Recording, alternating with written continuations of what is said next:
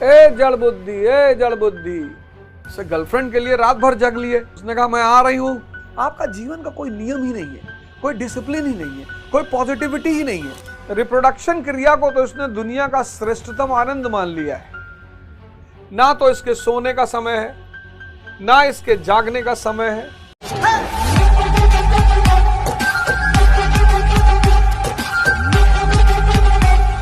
उसे गर्लफ्रेंड के लिए रात भर जग लिए, उसने कहा मैं आ रही हूं। मुंबई से दिल्ली एयरपोर्ट 2 बजे फ्लाइट पहुंचेगी, तुम वहां बैठे रहे रात 9 बजे से ही, तो किसी वजह से तो रात में बैठे रहे। यह था मंदिरों का कॉन्सेप्ट, मस्जिदों का कॉन्सेप्ट, तुमको डिसिप्लिन कर दें, तुमको डिसिप्लिन कर दें। यह धर्म का कॉन्सेप्ट था कि इंसान को नियम में बांध दो। धर्म, क्योंकि धर्म को इंसान को छोड़कर बाकी सब नियम को मानते हैं। तो धर्म का जो पहला उद्देश्य था वो ये था कि इंसान को नियम में बांध दो। देखो आज क्या हालत है, ना आदमी के सोने का टाइम है इस वक्त, ना उसके सोने का टाइम है, ना उसके खाने का टाइम है, ना उसके पीने का टाइम है। बस मोबाइल स्क्रॉल किए जा रहा है, सिर्फ मोबाइल स्क्रॉल किए जा रहा है। कहता धर्म वरम सब नाटक है। धर्म नाटक है? धर्म नाटक है? इंसान को छोड़कर सब धार्मिक है। धर्म का जो मतलब है, तो पहला काम धर्म का ही है कि धर्म आपको नियमबद्ध करेगा। तो आप सारे लोग मंदिर, मस्जिद, गुरुद्वारा, चर्च, जहां भी आप जाते हैं, आप सुबह एक नियम बनाइए कि बस 1 लोटा जल चढ़ा देंगे, 1 पेज रामचरितमानस का पढ़ लेंगे, 1 पेज कुरान का पढ़ लेंगे, 1 पेज। इससे आप देखिएगा ना, आपके जीवन में एक नई दिशा शुरू हो जाएगी, एक बिल्कुल नई धारा शुरू हो जाएगी। नियम, लॉ और सिद्धांत, थियरी। अब कल मैंने कहा कि बर्ड्स, पक्षी, इनका सोने का समय है, इनका जागने का समय है, इनका खाना फिक्स है, इनका रिप्रोडक्शन फिक्स है, सब नियम में बंधे हुए हैं, सब नियम में बंधे हैं। कुछ लोगों का दिन तो अब शुरू हुआ होगा और 4 बजे सुबह तक चलेगा।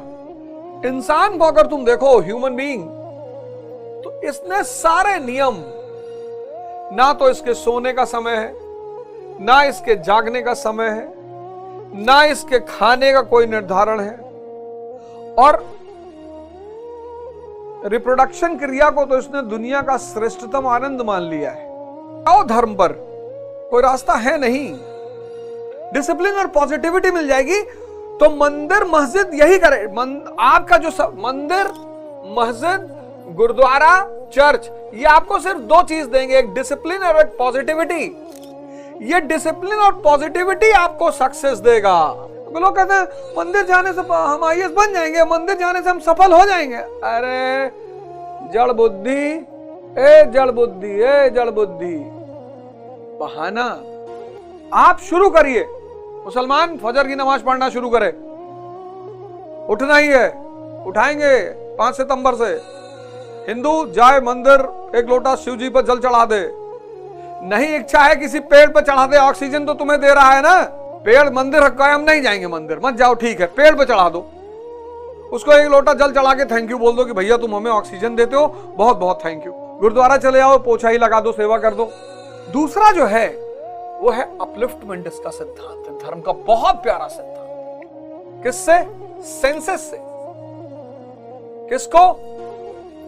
कॉन्शियस तक। चाहे सनातन धर्म हो, जिसको आज हम हिंदू धर्म कहते हैं, चाहे इस्लाम हो, चाहे क्रिश्चियनिटी हो, सिखिज्म हो, बुद्धिज्म हो, जैनिज्म हो, कोई भी धर्म हो। इसलिए मैं बार बार कहता हूं कि सारे धर्म समान हैं। यह सिद्धांत सबका है, मनुष्य को निम्नतम से उच्चतम की तरफ ले जाना। लॉ ऑफ कन्वर्जन, मनुष्य को निम्नतम से उच्चतम की तरफ ले जाना। अब संस्कार तो पुरोहितों के हाथ में है, और ये कन्वर्जन का जो सिद्धांत है ये गुरुओं के हाथ में है। इसलिए जब भी कोई समुदाय पुरोहितों के हाथ में आ जाएगा तो संस्कारी बहुत हो जाएगा, धार्मिक नहीं होगा। तुम जब मंदिर जाते हो, मंदिर, टेंपल, तो टेंपल अगर तुम सुबह जाते हो तो कम से कम 5 बजे सुबह उठते हो, फिर तुम वहां पहुंचे और तुमने एक धार्मिक किताब उठाई और 4 दोहा पढ़ डाला, चौपाई पढ़ डाली, कुछ रामचरितमानस से पढ़ डाला तुमने, कुछ कुरान से पढ़ डाला तुमने, कुछ बाइबल से पढ़ डाला तुमने, कुछ आदि ग्रंथ से पढ़ डाला तुमने। अब 5 बजे तुम उठे, फजर, दोहर, असर, मगरिब, ईशा, वितर, सुबह उठे 5 बजे, हाईएस्ट वाइब्रेशन का समय। फिर तुम मंदिर गए, वहां तुम मंदिर गए, मस्जिद गए, चर्च गए, गुरुद्वारा, जहां भी गए, वहां तुमने एक पॉजिटिव चीज पढ़ी आधे घंटे बैठ के। फिर तुमने योग किया, ठीक है। तो 5 बजे उठे और धार्मिक किताब की 1 पेज तुमने पढ़ा, फिर योग किया, एक्सरसाइज किया, और फिर तुमने अपना शेड्यूल दिन भर का सेट किया। तो मंदिर ने तुम्हें सफलता का बात नहीं है कि मंदिर मस्जिद से सफलता, मंदिर और मस्जिद ने तुम्हें डिसिप्लिन दी, पॉजिटिविटी दी। ये इंपॉर्टेंट है मंदिर और मस्जिद का, समझना इस बात को।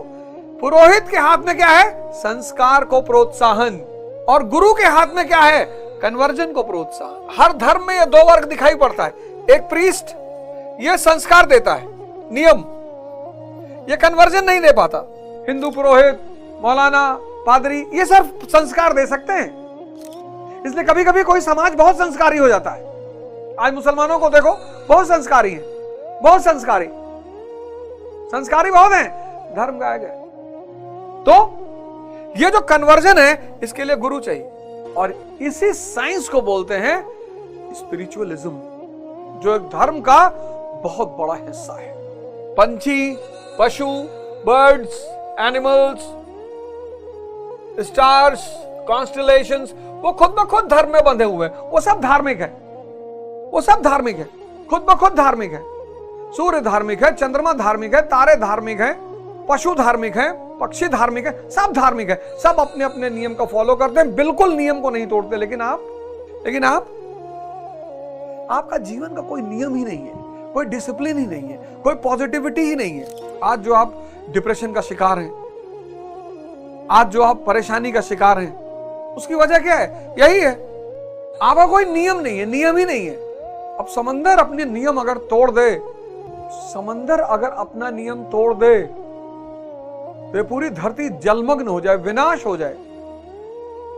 अगर उसकी लहरें किनारे से आकर वापस न जाएं, अगर एक दिन सूरज अपना नियम बदल दे कि चलो थोड़ा धरती के करीब चला जाए, खत्म, सब धार्मिक है। धर्म का जो मतलब है, इंसान उसको भूल ही गया। तो पहला उद्देश्य जो धर्म का है, वह है इंसान को नियमबद्ध करना, उसको संस्कारी बनाना। इसको बोलते हैं संस्कार। नियमबद्ध करना यानी इंसान को संस्कारी बनाना।